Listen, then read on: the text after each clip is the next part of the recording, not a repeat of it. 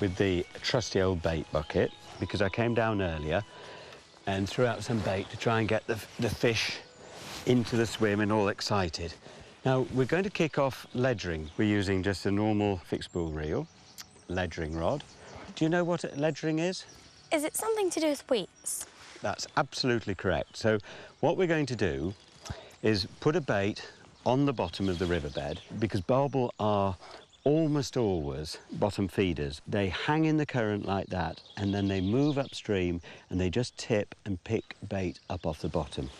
So we're going to have this disgusting bait. Look at, oh, isn't that horrible? So that big smelly bait on the bottom so that the barbel can scent it through this coloured water, come up and hopefully think that's my lunch. Now, generally you use a lead, but what I've done is put this stone on instead. It's just got that swivel glued into it, and the idea is that if the barbel gets very, very close, it's not going to be frightened of a stone because the bottom of the river is absolutely paved with them. So that's about as natural as you can possibly get. We've also got a snap link there.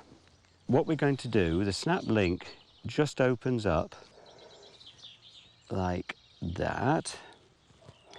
And what I've done is just tie a loop there in the line, and then about 10-11 inches down from that loop, we've put that big hook. Yeah, and it's quite a big hook because, as I'm going to show you, we're going to use a massive bait. We're going to put 2 or 3 bits of this meat on. Shall we have a meat ball? Oh, God. I hope the barbel like this. So we'll put that on. And this is called a baiting needle. So the baiting needle goes through that. Then I put the hook on the loop, yes? Just slide that down so it goes through and rests against the hook. Oh, you can't wait to do that for yourselves, I know. I bet. And then this is a piece of luncheon meat.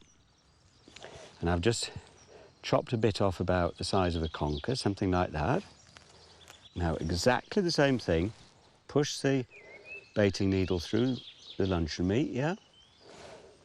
Loop round the hook of the baiting needle and slide it down like that. So you've got 2 big smelly bits of bait hanging there. Now, if we're not careful, what's going to happen is that the hook is just going to pull through those very soft baits. So I found just this little bit of twig on the bank, yeah? And I'm going to push it just through the bend of the hook there, and then just pull it tight so that's all resting on the meat.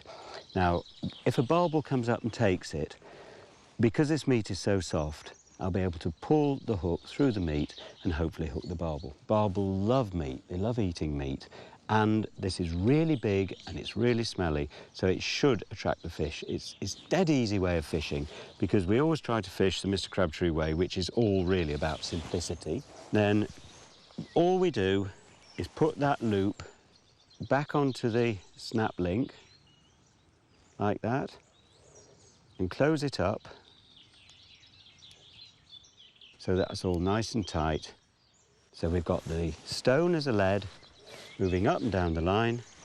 We've got the swivel, we've got the snap link, we've got that loop, we've got about 10 inches of line, hook, and we've threaded those 2 disgusting bits of bait on.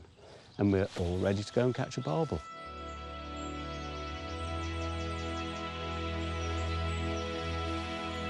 What I'm going to do is just fish this first swim myself and really explain exactly what I'm doing so that when we move downriver, you 2 will be able to do most of the fishing.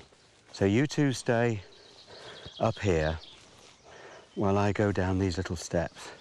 Okay? Now, what I'm hoping is that the barbel will have come in off this main river and they'll be in this bit of a backwater.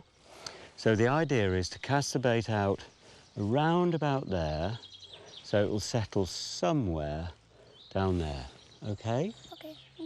Quite a slack clutch, just in case we hook one, and it goes belting off there towards the Bristol Channel. Just a rod length out. Let a little bit of line go past. Now this is a big key. Put your bail arm over, have your rod underneath your arm like that, point the rod where you think the bait is. Now, I think the bait has come to rest just about there. So I'm pointing the rod where I think the bait is lying on the bottom. Now, I'm holding the line between the fingers of my left hand, just like that.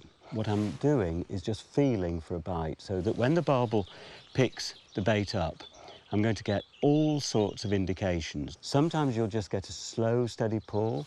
Sometimes you'll get a sharp tug, and sometimes it'll almost pull the rod in. It's almost impossible to describe. It's like a feather going over the line, and you just feel little plucks on your fingers, and hopefully you'll get the magic sensation of a barbel actually picking the bait up and moving off with it, and instinctively you'll just strike. It's ever so exciting when it happens.